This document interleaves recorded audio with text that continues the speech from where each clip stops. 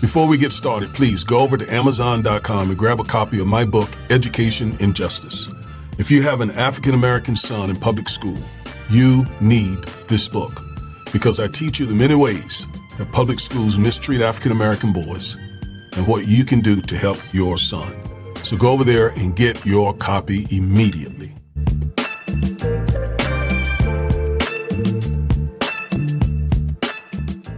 Black America is losing a lot of ground to the policies of the Trump administration, to Project 2025. And I hate seeing that because the civil rights laws that I fight with every day against racism and discrimination on behalf of our clients and other attorneys also use are in grave jeopardy. And African Americans are being told that it's no big deal. It's no big deal at all. Business as usual. We really don't need the civil rights laws. We really aren't losing very much ground. Trump is not that bad of a president for African Americans. And all of that are lies. And the proof is in the pudding. The proof is in the pudding. Folks, since January of this year, almost 700,000, maybe more by now, African-American people have lost jobs. And the losses keep stacking up. Civil rights violations are occurring at huge rates, but there's very little civil rights enforcement because of all the many executive orders that Trump has issued. We're in a very bad moment right now. Very bad. And so what we're trying our level best to do is to prevent Black America from losing even more ground.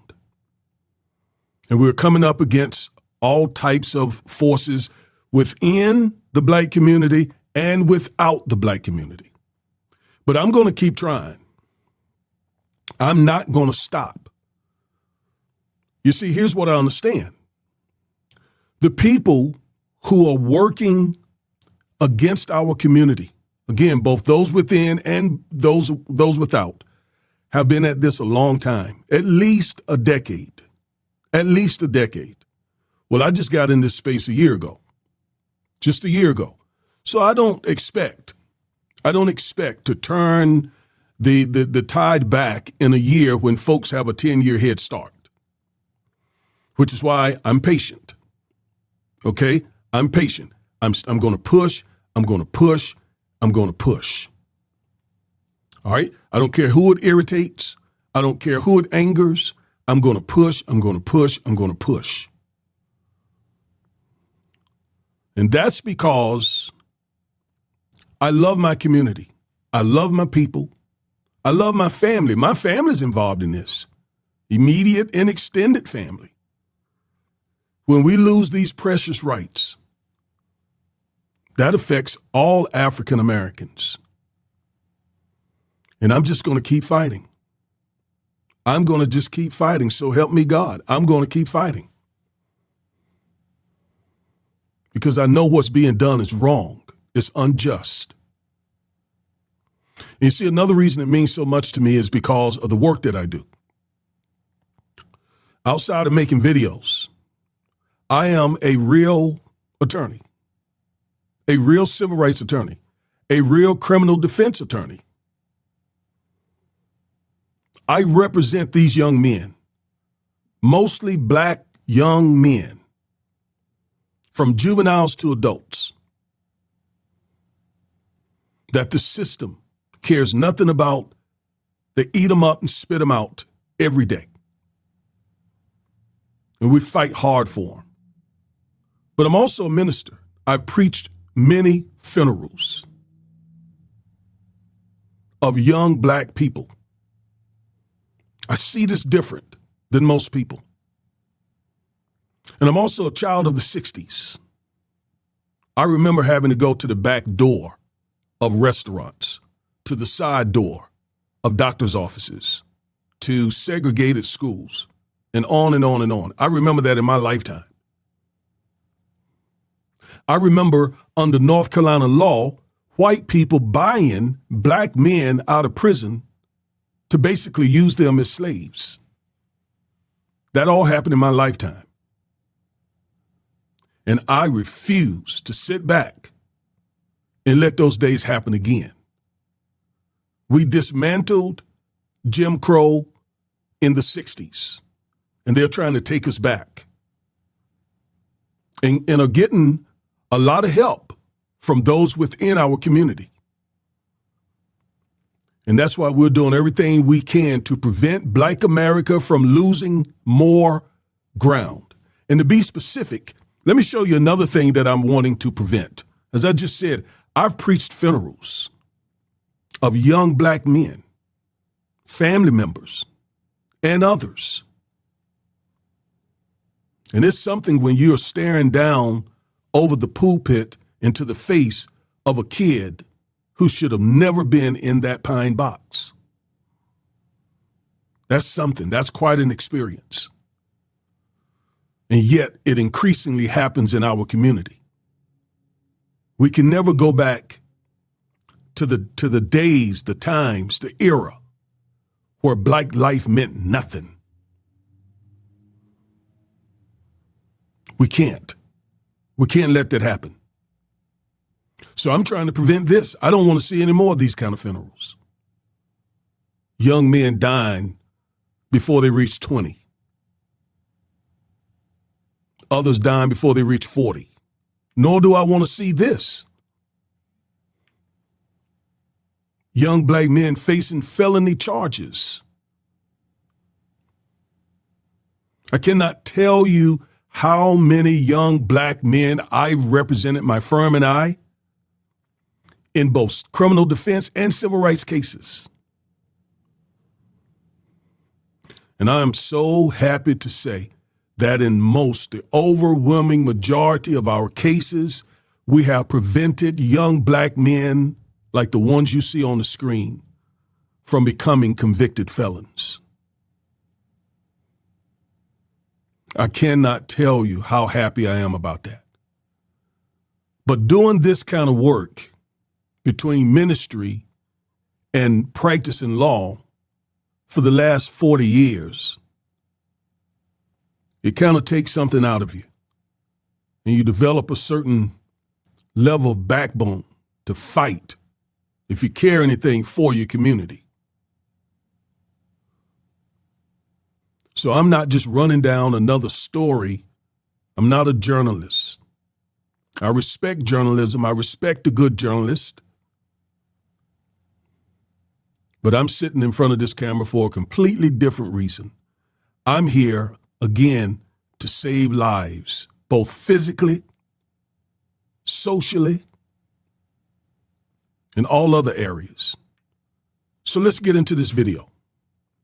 I want to talk about the existential threat that Black America faces.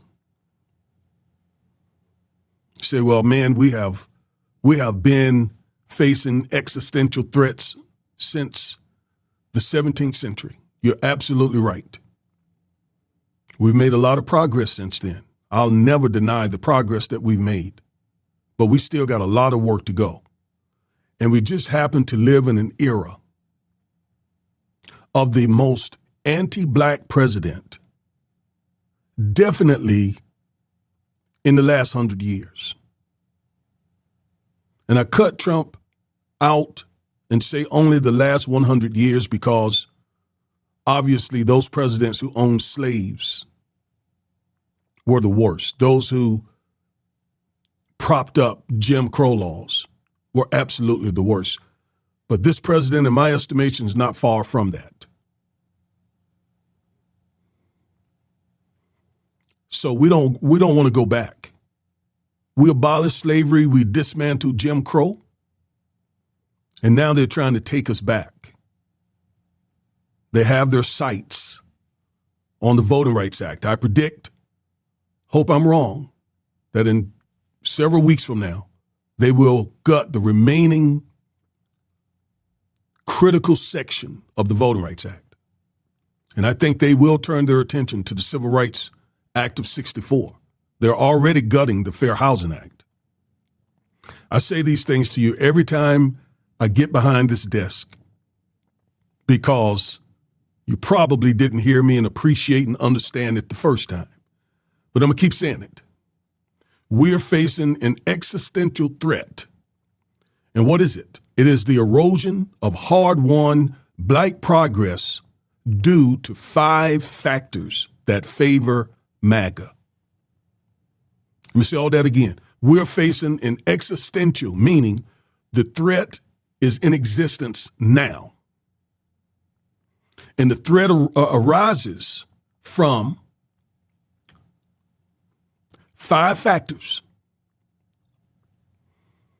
that favor MAGA. And the threat, once again, let me center you on the threat that we face. It is losing hard-won progress. Hard-won progress that we all depend on to this day. By the way, I've written an ebook on civil rights that breaks it down because many of you, I can tell from your comments when you show up and you try to debate me about civil rights, I can tell you oftentimes don't even understand what civil rights are. And I get it. You're not an attorney. You haven't studied it. You're going based on what others have said and what you've read online and so forth. And trust me, it is much more complicated than that.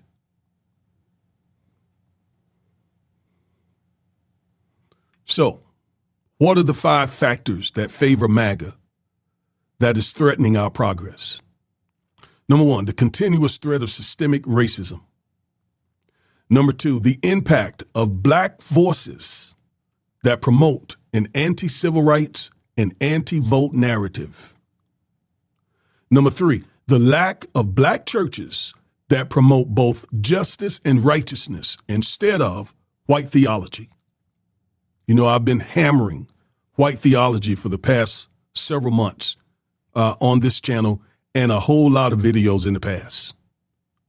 Number 4, the rejection of the biblical family model.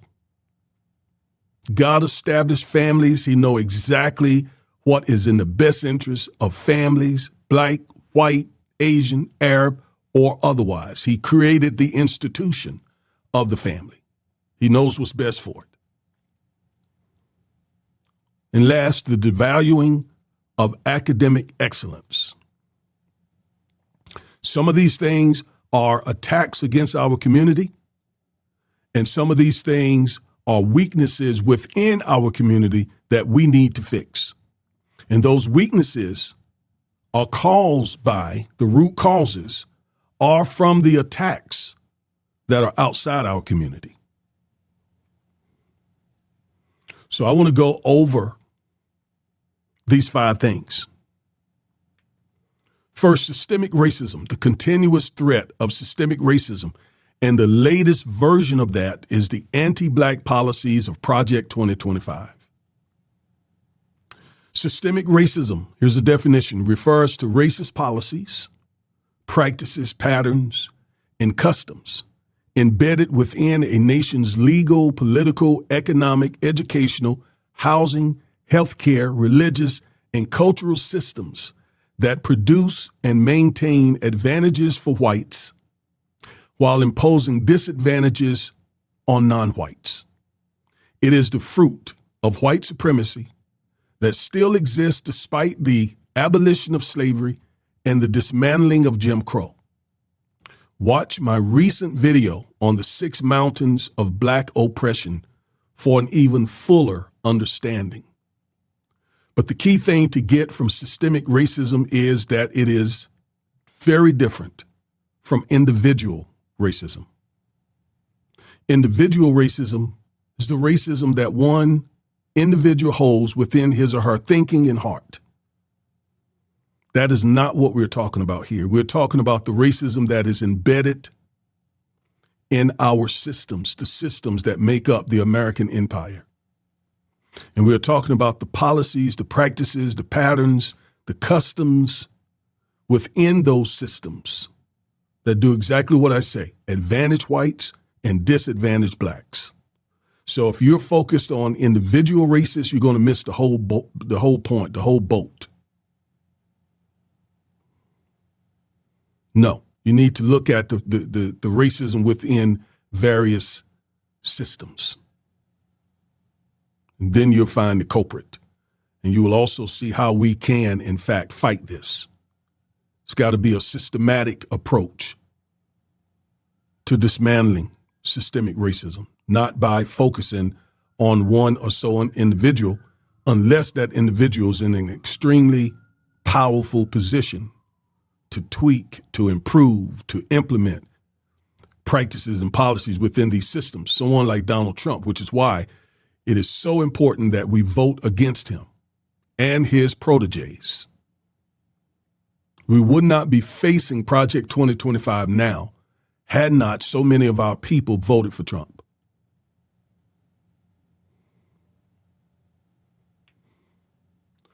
These are the 6 mountains that I identified in a recent video. These mountains each represent a system that is used against us. White theology, in other words, the religious system, science, government, economics, media, healthcare. And when I say white theology, I am not attacking Christianity. I'm not attacking churches. I am attacking how white people have whitewashed Christianity and have used it as a weapon to uphold, to sanctify, to justify white supremacy. And we need more churches. I'll talk about that momentarily. More African American churches that rebut white theology by promoting both justice and righteousness, as the scripture outlines. All right, number 2, the impact of black voices that promote an anti-civil rights and anti-vote narrative. You know exactly what I'm saying. There are voices within our community who tell us civil rights are not important. I recently did a video on Dr. Claude Anderson's narrative about the lack of the fact that civil rights, in his opinion, are not important. What's important, in his opinion, is focusing on economics and disregarding civil rights. In fact, he alleges that the civil rights movement corrupted civil rights. I addressed all of that in my first video. So what I want to do in this video is I want to respond to some of the reactions, some of the comments some of you made, and show you how wrong you are. And I stand by everything I said regarding my critique of Dr. Anderson with the utmost respect. None of what I say about Dr. Anderson has any personal animus in it at all. I don't know the man. I presume he's a great man. So no, this is not personal. This is not emotional. Some of you have said in your comments, I love Dr. Anderson, therefore you're wrong. See, that person is emotional. That person is not looking at the evidence, the data, the research, nor the results. By not voting or by supporting Trump, the results of that has been disastrous for African Americans. And Dr. Anderson has said many times, has discouraged voting and has dismissed civil rights. Both parts of that, all of that is very bad advice for us African Americans when we live in a country that developed and created systems of racial oppression just for us and continue to do so. So to give up civil rights and to stop voting allows them to implement more and more and more of their systemically racist policies. Now, one of the number one things, if not the number one thing, that these anti-civil rights, anti-vote black voices do is they cause confusion. They cause confusion in the black community. And here's how they do it. They do it by dispensing non-fact-based disinformation. Like I've heard some of them say things like voting hasn't done anything for blacks in the last 80, 90 years. That is a non-fact-based bunch of disinformation. By attacking civil rights laws, leaders, organizations in the movement, they are fond of attacking the laws, the civil rights laws, the leaders, the organizations like the NAACP. The NAACP, according to them, is not doing anything. When the truth of the matter is, all these voting rights cases that are in front of SCOTUS right now and other civil rights cases on behalf of black people, you know who bring those cases? The NAACP. The most recent case regarding Section 2 of the Voting Rights Act that was argued in front of SCOTUS by Janae Nelson, who is over the NAACP Legal Defense Fund. Yet these voices that I'm talking about will get on YouTube and say the NAACP is doing nothing for black people. By dismissing voting, as I just said, you have folks in our community who tell us that voting is not important, that we need to move on from voting. We need to move on from civil rights. Nothing could be more absurd than that. That's abhorrent to tell African-American people to not vote and to disregard civil rights. And I'm going to show you here. I'm going to give you, I always bring receipts. And so the result of this anti-civil rights, anti-black narrative are these. Well, it helped elect 2 Trump administrations. It helped Trump to appoint far-right justices and judges. It helped implement the anti-black policies of Project 2025. It helped increase black unemployment. We don't know what it is. The last numbers we got, it was like 7.5. When Trump took office, it was in the 5s.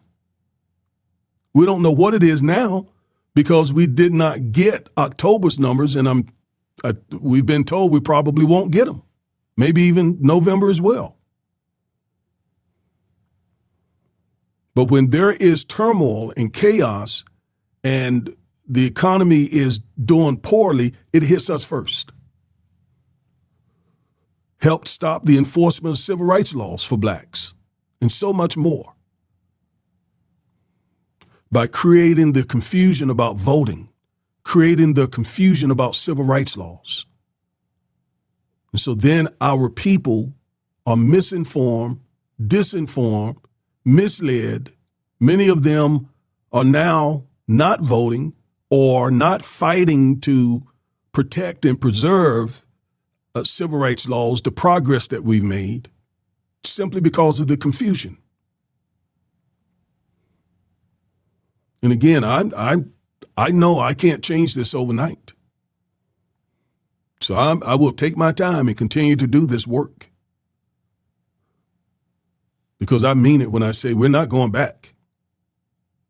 We're not going back. The voices argue, now watch this. These voices argue that Mexicans and other immigrants don't fight for civil rights. They argue the Mexicans, the other immigrants, they just focus on making money. And there is no focus whatsoever on protecting civil rights. The facts tell a different story. Immigrants have many nonprofit organizations that are fighting for civil rights as we speak, as I make this video. There are multiple Mexican, multiple Latino, multiple Arab, multiple Asian civil rights organizations fighting for civil rights as we speak. Let's look at a few. Asian Americans Advancing Justice. These are organizations, civil rights organizations. National Korean American Service and Education Consortium. Coalition for Humane Immigrant Rights in California, United We Dream Network, the National Immigration Law Center, MALDEF, that's a Mexican civil rights organization, LULAC, that's another Mexican civil rights organization, UNIDOS, U.S., another Mexican civil rights organization, American Arab Anti-Discrimination Committee, another immigrant civil rights organization, Arab American Institute Foundation, Arab American Civil Rights League. So it is a flat out lie when these voices say that the immigrants in this country do not fight for civil rights. They absolutely do.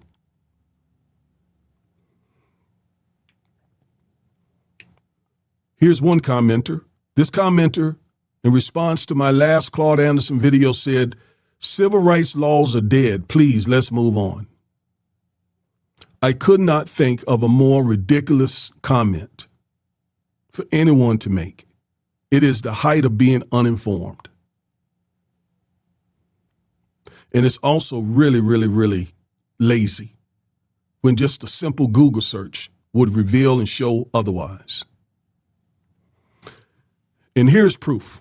Byron Allen, a very successful black businessman who owns TV networks, sued McDonald's using civil rights laws. One in particular. It was a $10 billion lawsuit. And he won. He won. He used civil rights laws to beat one of the biggest, largest companies in the country. He forced them into settlement. We don't know the details of the settlement. When we settle cases, quite often the details of the settlement are confidential. So we don't know the details, but he forced them into settlement. McDonald's settles Byron Allen's $10 billion lawsuit over ads for black-owned media. And this is not just to lace Byron Allen's pockets. This is about the African-American community receiving fair treatment for black-owned media networks. A very important topic. This is dated June 13th, 2025. Here is the front page of the complaint. Notice over on, let me see if I can show you. I don't make these videos just to be making them. If you look at that side of the complaint, you see that it says complaint for racial discrimination in contracting in violation of 42 USC Section 1981. That is a federal statute that came from the very first civil rights law ever enacted in this country, the Civil Rights Act of 1866. So when this commenter says civil rights laws are dead, let's move on, I hope that was a troll. I hope that that was not someone who's being serious. That is an unserious comment. But that is coming, again, from black voices all over YouTube, telling black people this stuff. It is sad, to be honest with you. Now, here's some of the wording. This is a civil rights, look at the yellow there, the highlighted. This is a civil rights lawsuit brought by African-American owned media companies against McDonald's Corporation for racial discrimination in violation of the Civil Rights Act of 1866, codified at 42 USC Section 1981 in the California similar civil rights statute. And what Section 19, I covered all of this in the recent video on Dr. Anderson. Section 1981 in particular broadly prohibits racial discrimination in contracting. It specifically says that these companies cannot refuse to contract with African Americans. And contracting is real important because if you're trying to build wealth, you're going to have to contract with companies. You're going to have to contract, for example, with a broker if you're investing. You're going to have to contract with a mortgage company if you're trying to buy a house. You're going to have to contract with an appraiser who is appraising the house you want to buy, the one you're trying to sell, on and on and on and on. And if they do that, right, if they do that, it is in violation of civil rights laws. So how in the world can somebody say with a straight face on the YouTube channel of a civil rights lawyer that civil rights are dead?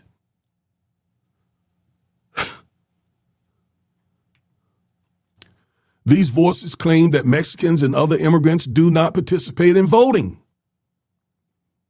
That's some of the stuff that was said on the channel under the Claude Anderson video. However, the facts reveal a completely different narrative. Immigrants consistently engage in the voting process. Look down at the bottom of this graph and you will see that absolutely immigrants voted in 2024. And if you want to, you'll find that they voted in 2020, 2016, and so forth and so on. It is a lie to say that they focus on making money and don't focus on civil rights or voting. No, they know what I'm trying to tell you. And that is, if you don't have civil rights protections, and if you don't vote, the systems that I'm talking about will prevent you from creating wealth. Now, don't tell me about this or that wealthy black person. Those are anecdotes. I'm talking about the black community. Don't ever base your arguments on a few people. That is not what we do in these spaces. That doesn't prove anything. That doesn't prove anything when you point to a handful of people. There are 40 million African American people in this country or so. And most of them don't have wealth. And we're going to talk about that. We're going to talk about that.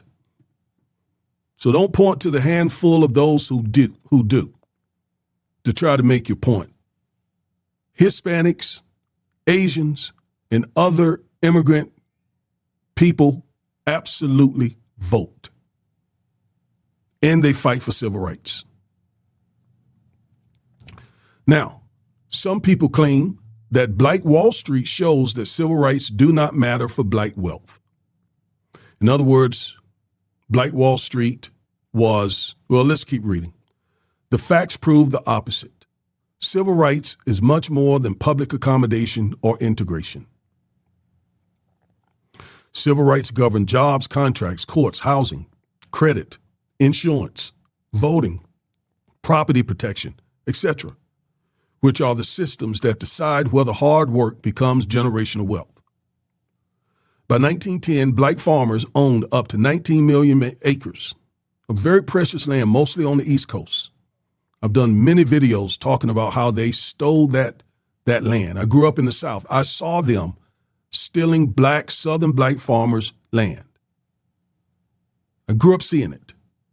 Greenwood in Tulsa, that's the section that had Black Wall Street, stood among the wealthiest black communities in the nation. That proves black genius and black grit. I'm not disagreeing with anyone that black folks are not genius and have tremendous grit and resilience. So despite all the Jim Crow conditions our ancestors dealt with, they managed to build a reasonable amount of wealth. I would even say a relative amount of wealth. Because relative to white wealth, it wasn't very much. But just the fact that they built any wealth under those conditions is quite impressive. So I'm not disagreeing about how impressive our people are to have done what they did. But don't point to Wall Street, Black Wall Street, to try to make the point that civil rights are not important. Just go on. Nearly 90% of black farmland disappeared through court bias, credit denial, forced sales, tax abuse, and racial violence. Why do you think that happened? Because there were no civil rights. Greenwood's generational black wealth vanished in the days after the 1921 attack because there were no civil rights protections. Nothing protecting those African American communities who, again, through grit and resilience, built Black Wall Street and Rosewood and many other places across the country, but whites were able to walk in and destroy it all because they knew there would be no repercussions. There were no laws on the book to enforce the 13th Amendment, as there were no laws on the books to enforce the 15th Amendment and the 14th Amendment. It wasn't until the 60s when we got those laws on the books that we're now able to protect what wealth we have built. These voices also argue that civil rights laws have had hardly any impact on black wealth. Not true. The voices argue Black Wall Street proves that regarding blacks. No. We see here in 1870 is when this graph starts. Black wealth started increasing and it shot up. Okay, it went through the roof about right here, starting right there. That graph goes way up because that was about the time that civil rights laws were enacted. There is a direct correlation from this period here. There was not a lot of increase, but after those laws were passed, this period shot up like hockey sticks, like a hockey stick. I don't do just rhetoric, just pontificating. I don't do that. I'm an attorney. I cannot do that. I must bring evidence. So I bring those habits to my videos. And this is undeniable proof of the impact of civil rights on black wealth creation. Now, I know you're probably thinking, and I'm going to address it, why hasn't there been more black wealth creation 50, 60 years after Civil Rights Act? Yeah, it's a legitimate question, and I'm going to answer it. Black income has increased for all levels of the black community over the last 60 years. All right? It's right there. It's right in front of you. This graph starts right here, 1967. And black wealth started increasing immediately. Black income. This talks about black income.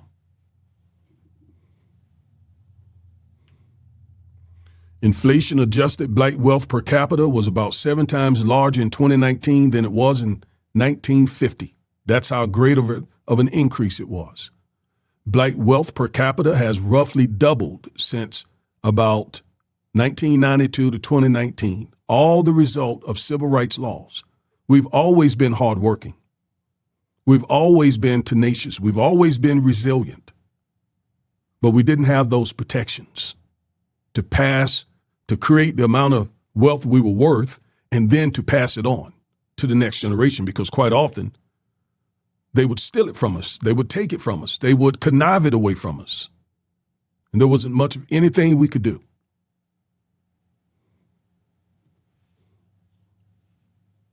Also, Robert Margot estimates that black income per capita was about $1,500 in 1870. Inflation adjusted to $2,024 and $2,400 in 1900. Margot says that these data should be comparable to the Census CPS historical income tables, and the 2022 estimate from this series is $31,180 for blacks.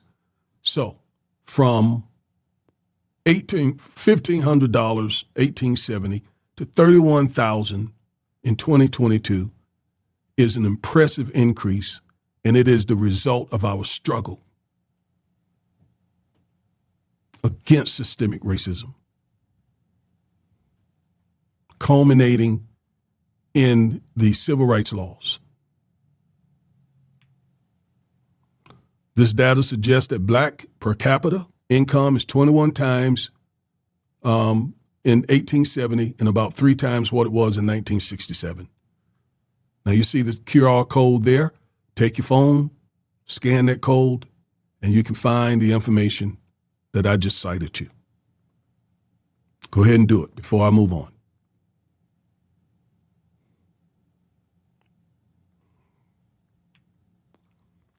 I showed you this graph in my most recent video and showed you how the poverty rate dramatically decreased after the passage of the civil rights laws. It went down.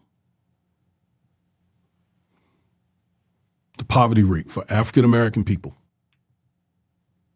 And this shows for all age groups.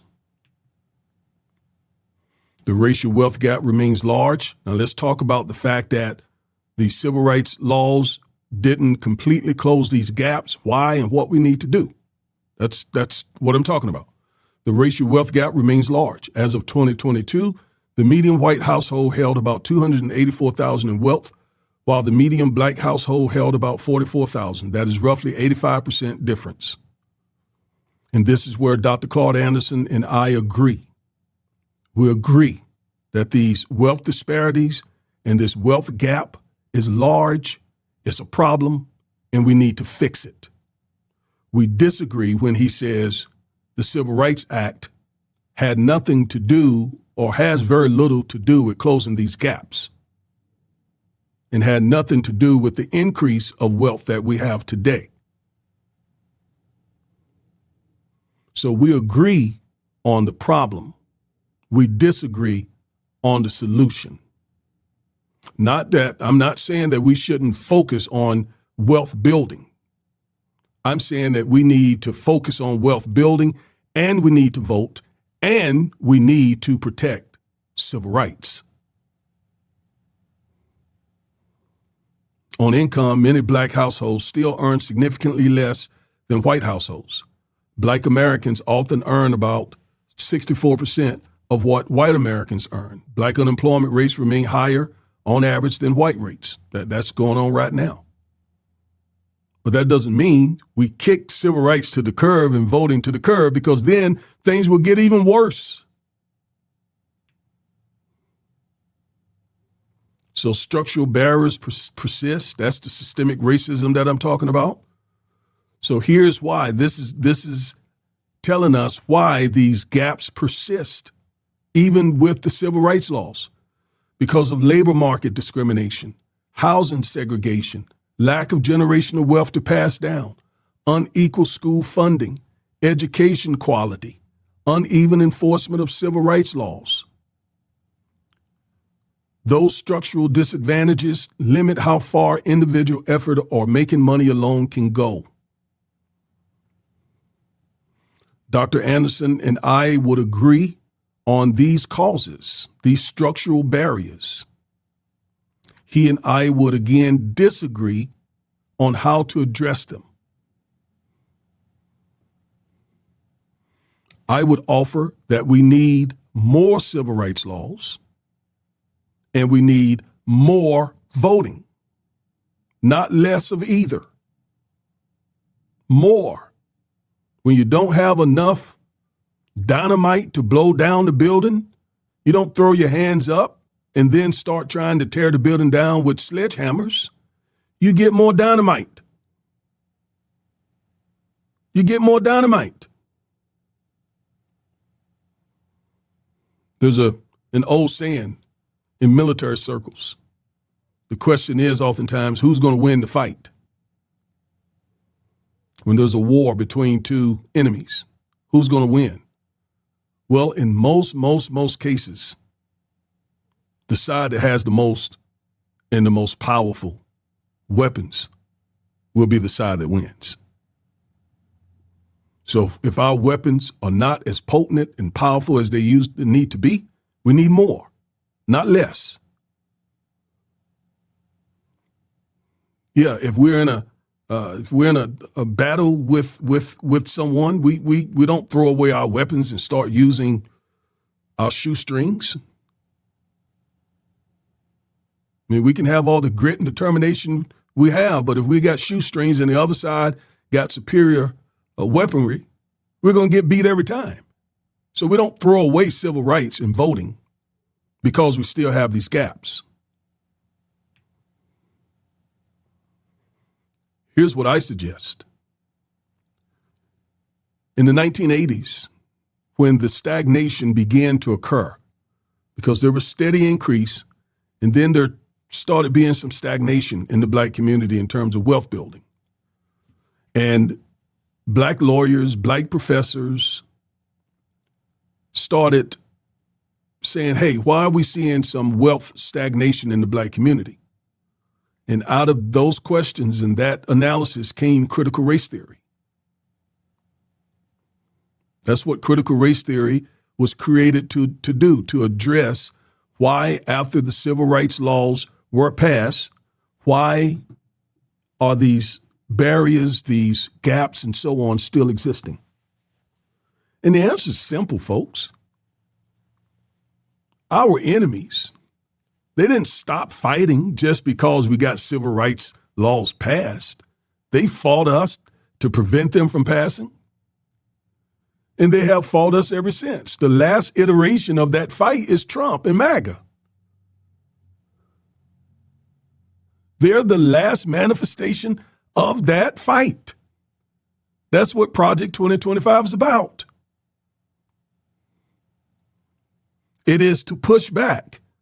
First, everything that happened around the George Floyd lynching to try to improve, police brutality numbers and so forth. And that's when DEI came about, took on, people took on hard interests. But Project 2025 says, no, we're going to stop all that and take some more. So they never stop fighting us. And I want you to just use your thinking, because your weapons are not producing the same results they did earlier. That doesn't mean you throw your weapon away. That means you need to get better and superior weaponry, more weaponry, so that you can fight more effectively and start making up for that lost ground. You definitely don't throw your weaponry away.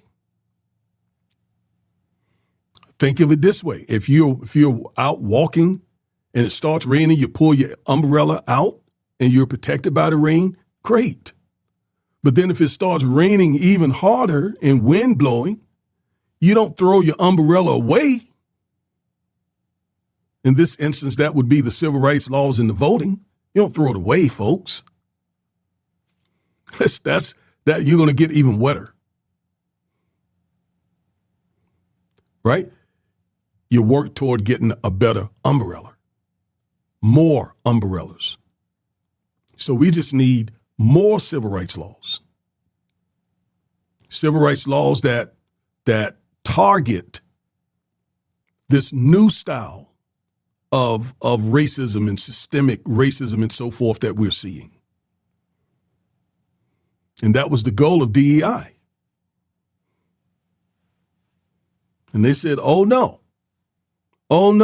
we're not only going to destroy DEI, we're going to also destroy affirmative action and everything else that you folks use to try to close the distance between us.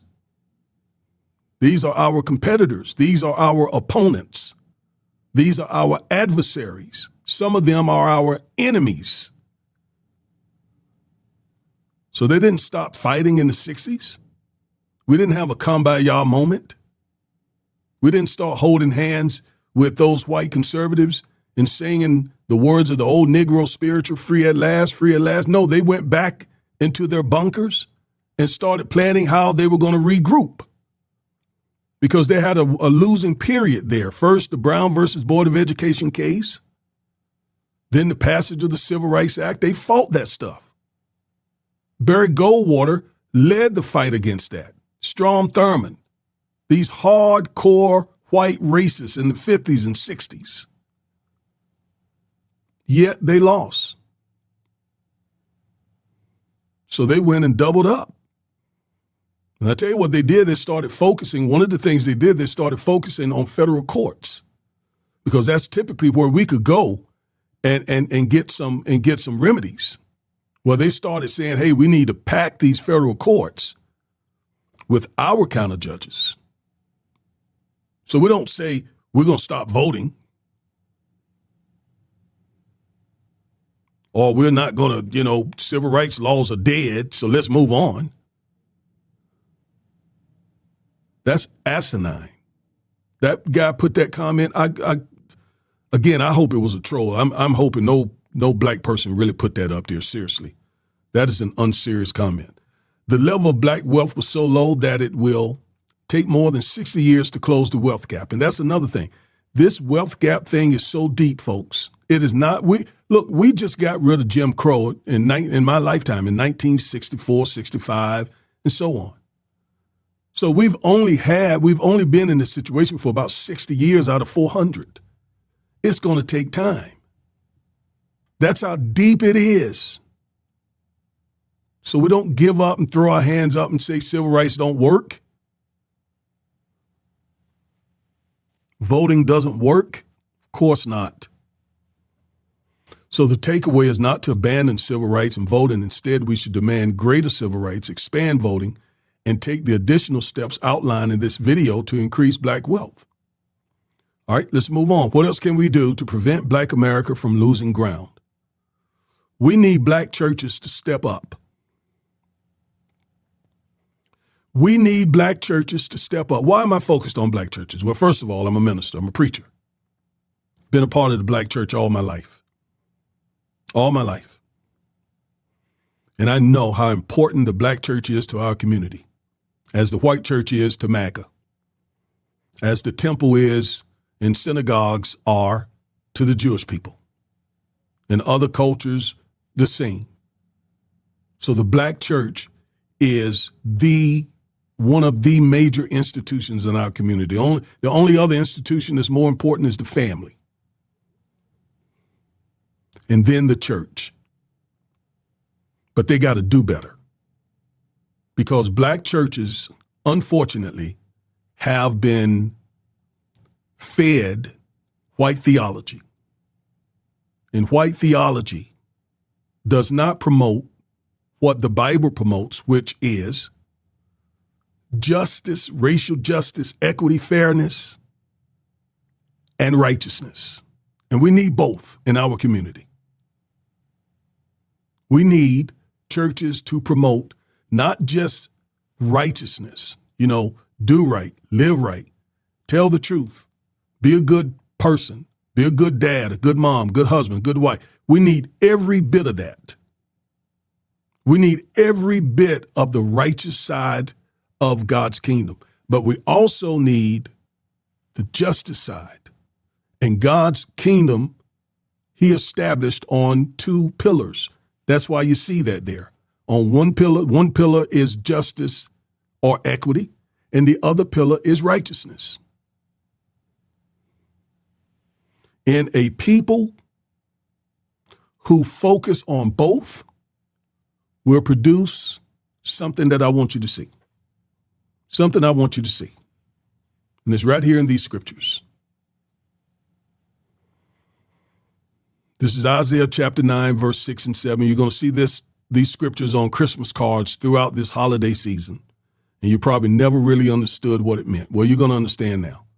For a child is born to us, a son is given to us. Talking about Christ, talking about Jesus.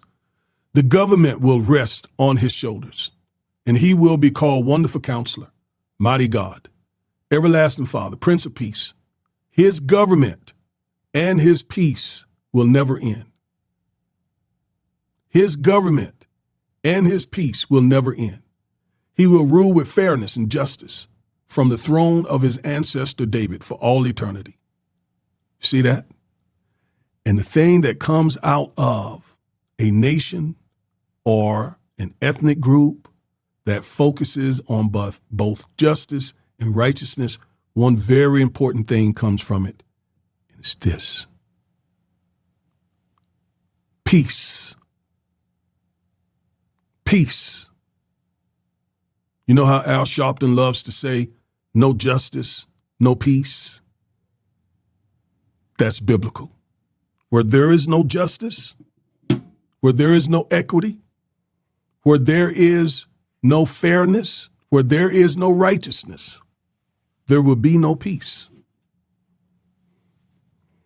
And we need peace in our community. So let's look at what peace is, because it's not what you think it is. It's a whole lot more. In the Old Testament, the word peace is the Hebrew word shalom. And here's what it means.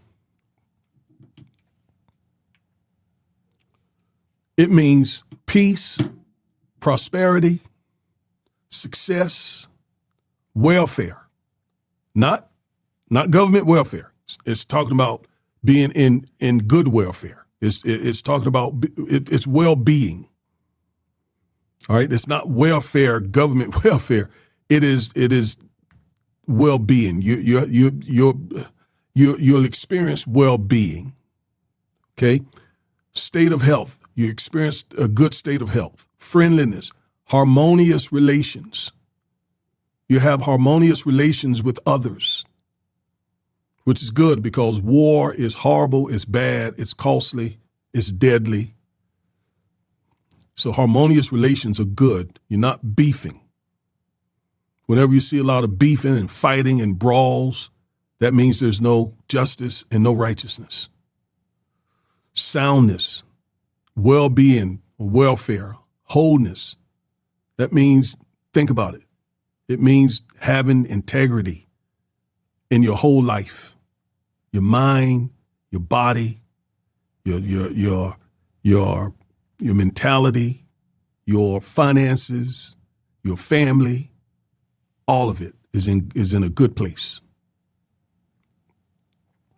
So that's what the word peace means, because out of all of that comes peace,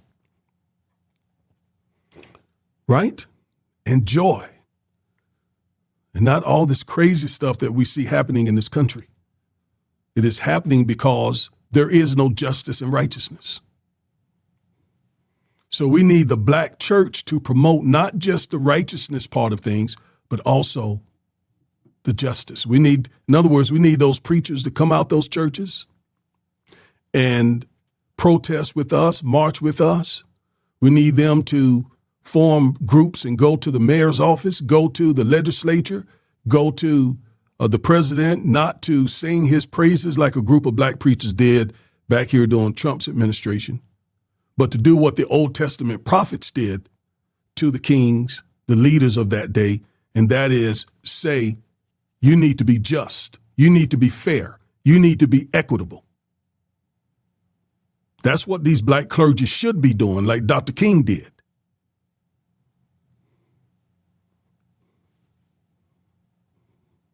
That's what we need from the Black church. It is essential. But too many of them have embraced white theology. And there is no justice or righteousness in white theology. Because what we understand about justice and righteousness is they're interchangeable and you cannot separate them. If you're doing righteousness, you're going to be just, you're going to be fair. If you're doing fairness and equity and so forth, you're going to be righteous.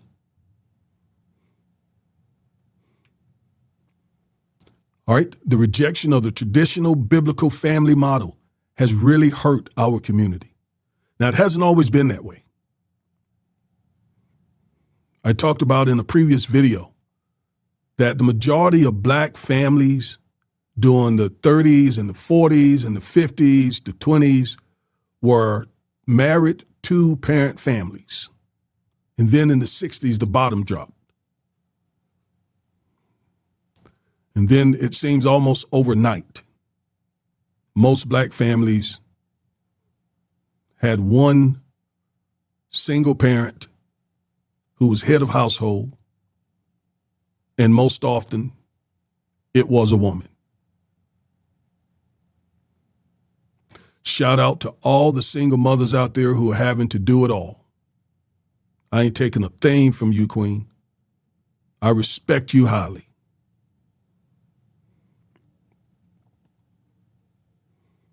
Ain't taking a thing from you. And I'm not condemning the brothers either. I'm saying, brothers, if you got children, do what we know to do. Go be in their lives.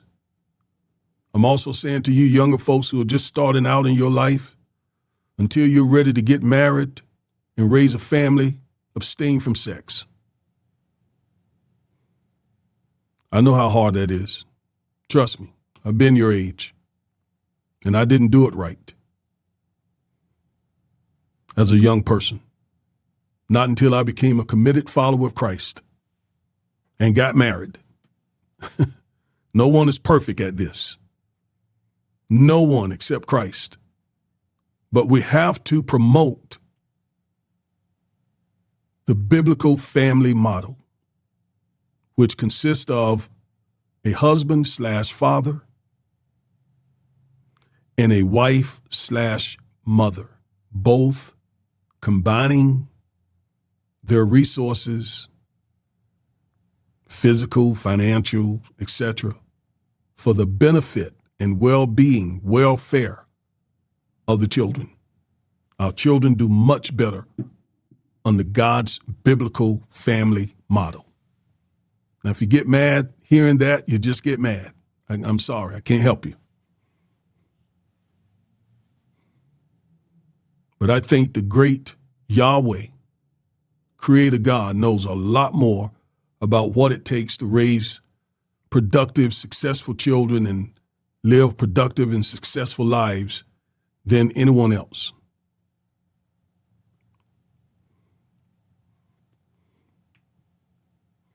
The evidence is overwhelming. Black children need both parents, preferably under the same roof. The benefits a child receives from this biblical model are gigantic. For example, research shows, the data supports this. Children living with married biological parents consistently report better physical health, better emotional stability, and better academic success. Children from two-parent households are more likely to avoid poverty and material hardship because two-parent families pool more economic resources, lowering financial stress and giving children access to more stable environments. Studies link absent or minimal father involvement to increased risk of behavioral health problems, substance use, anxiety, depression, and externalizing behaviors for children raised by single mothers. Children from stable two-parent families are more likely to finish high school, attend college, and achieve higher socioeconomic status as adults. Now, let me just say this, that the racism, the systemic racism is so deep in this country. The white supremacy is so deep in this country that black families can do all of these things, have this model family and so on, and still experience the results of systemic racism. But the data shows, I just read it to you, the chances are much greater for children coming from this type of family.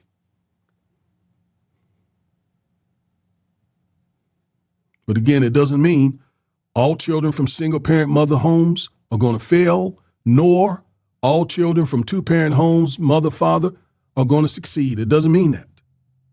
But the numbers does show that the majority of children coming from two-parent families have a better chance and oftentimes do have better results, and vice versa. And so if you want to talk about why, for example, Asians are able to build wealth, one of the significant reasons for that, let me tell you, probably the primary reason is a lot of them come over here on H-1B visas. So they come over here highly educated and skilled to take over those good jobs.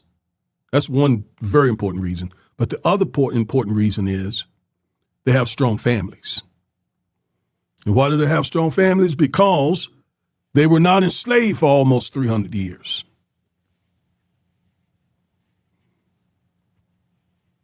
So the black family needs to, once again,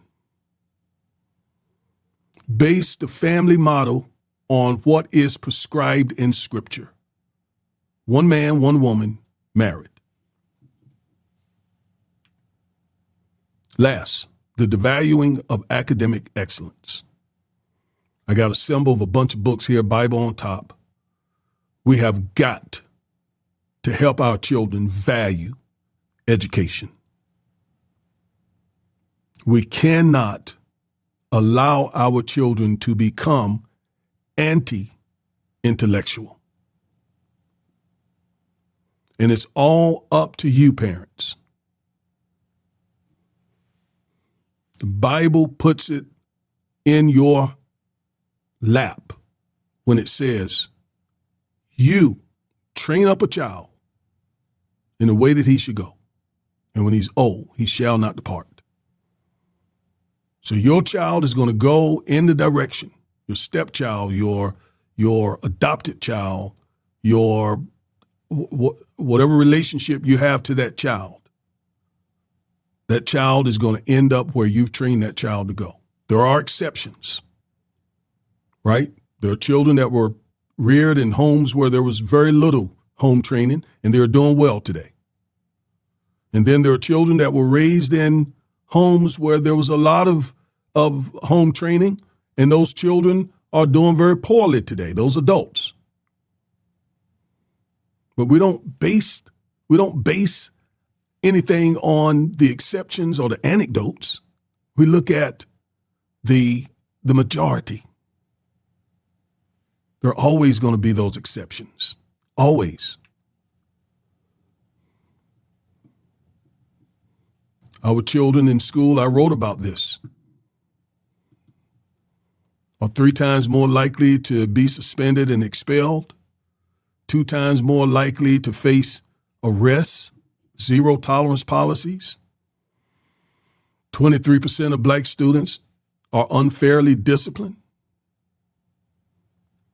Black students make up 15% of American students enrolled in public schools, but are overrepresented in the below basic category in 4th grade.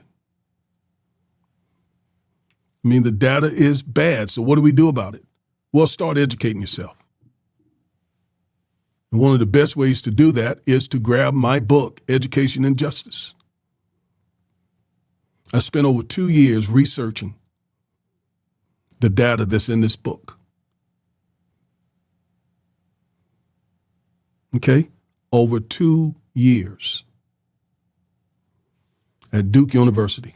I was not attending Duke University. I was in law school at that time at North Carolina Central University School of Law. And I was, in addition to studying, I was researching for this book because I know how important this education justice thing is and how bad it is, how bad education injustice is. So you need to know what to do. And the 2 things that I do in this book is I lay out the problems and I lay out the solutions. Okay? That's what I do in this book. And you need to know both. You need to know the problems and you need to know the solutions. And that is exactly what I bring you in this book. All right? Now I'm trying to pull up something here so that I can show you.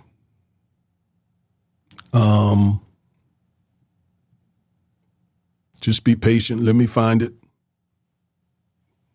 Just want to show you something here. I am committed, absolutely committed, to preventing the rollback of the civil rights that we need so desperately. How do I know it? Because, again, I practice civil rights law. So I know. This is what I do. This is my space. All right, I found what I wanted you to see. All right. Here are some of the reviews for my book. There are 100 different reviews, about 150 or so. And here's what others who have read the book said. Excellent book for Black parents.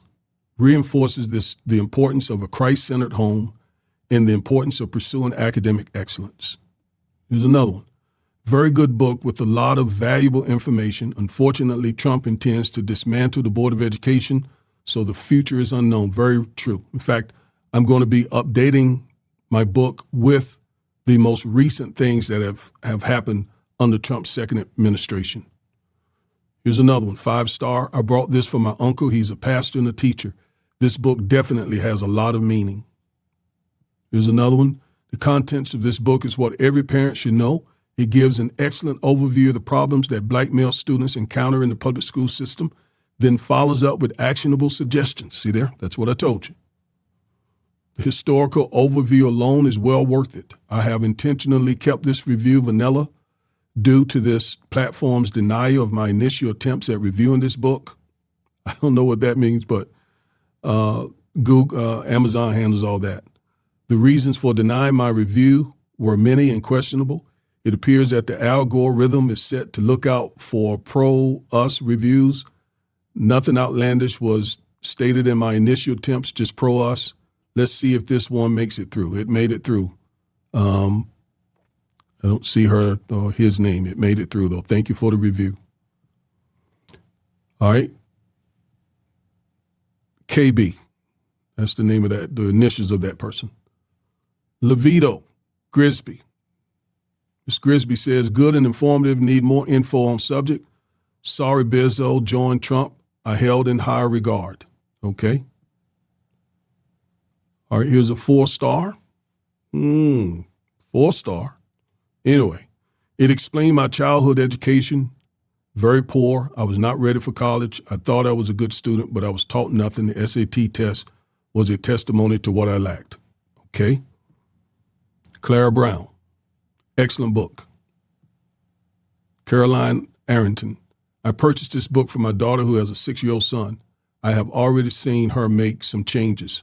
Thanks to Reverend Corbett. Thank you. Thank you. Deborah, well, we just read that one. Well, I think you get the gist of this. Miss Mary, she says, every family with Black boys should have this book in their library. And then Tatorian, I learned a lot about this book, even though I don't have kids right now, but I'm learning in advance before time. Very smart, very, very smart. All right, so just wanted you to see that there are resources out there for you, okay? There are resources out there for you. So go grab a copy of my book so that you will have this resource to help your son. I actually have a chapter in the book entitled How to Help Your Son Value Education. All right. So I am determined to prevent our community from suffering even greater losses. Remember, we got 3 years of this, and the results have been horrible already. God knows what's coming. All right, thank you for watching this video. I'm Reverend and Civil Rights Attorney Augustus Corbett, and as always, stay woke.